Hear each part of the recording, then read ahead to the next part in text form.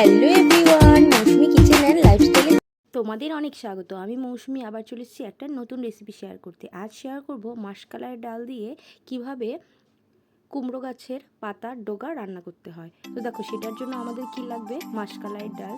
তো দেখো সেটাকে আমরা ভালো মতো ধুয়ে নিয়েছিলাম।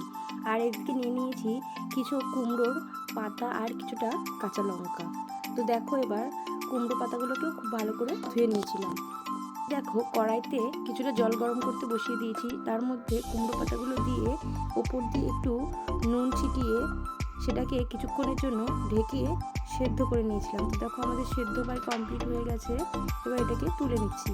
আর এদিকে প্রেশার কুকারের মধ্যে সেই ধুয়ে রাখা মাসকলাইয়ের ডালগুলো আর এর মধ্যে কিছুটা পরিমাণ চেরা কাঁচা লঙ্কা অ্যাড করে দিয়েছিলাম। আর কিছুটা পরিমাণ জল দিয়ে প্রেশার কুকারের মুখটা লাগিয়ে ভালো করে 3-4টে সিটি দিয়ে নিয়েছিলাম। তো দেখো সিটি নিয়ে দেওয়ার পর আমার ডালটা প্রায় অনেকটাই গলে গেছে। এদিকে কড়াইতে তেল গরম করতে বসিয়ে দিয়ে তেজপাতা, শুকনো লঙ্কা, হাতে পাঁচফোড়ন আর আদা ফোড়ন দিয়ে দিলাম। এরপর দিয়ে দিলাম একটা কেটে রাখা টমেটো। তারপর সেটাকে একটু উল্টে পাল্টে নেড়ে চেড়ে ভেজে নিয়েছিলাম। এরপর সেদ্ধ করে রাখা ডালগুলোকে এর মধ্যে অ্যাড করে দিলাম।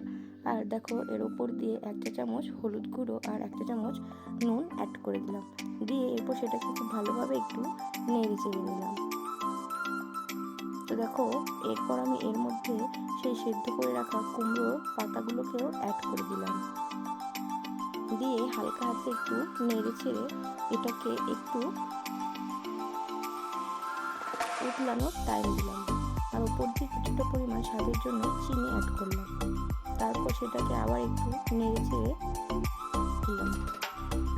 এরপর এটাকে কিছুক্ষণের জন্য ফুটতে দিলাম। দেখো আমার ডাল প্রায় ফুটে এসছে।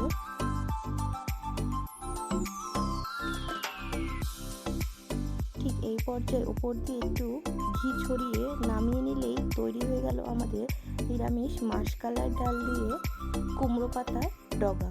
তো দেখো আমাদের তৈরি হয়ে গেছে। এরপর আমরা এটাকে পরিবেশন করলাম। তো তোমাদের এই ভিডিওটা কেমন লাগলো অবশ্যই কমেন্ট করে জানিও। ভিডিওটা ভালো লেগে থাকলে অবশ্যই লাইক, কমেন্ট, শেয়ার আর সাবস্ক্রাইব করে আমাদের পাশে থেকো। তো আজকের মতো tata, see you in the next video.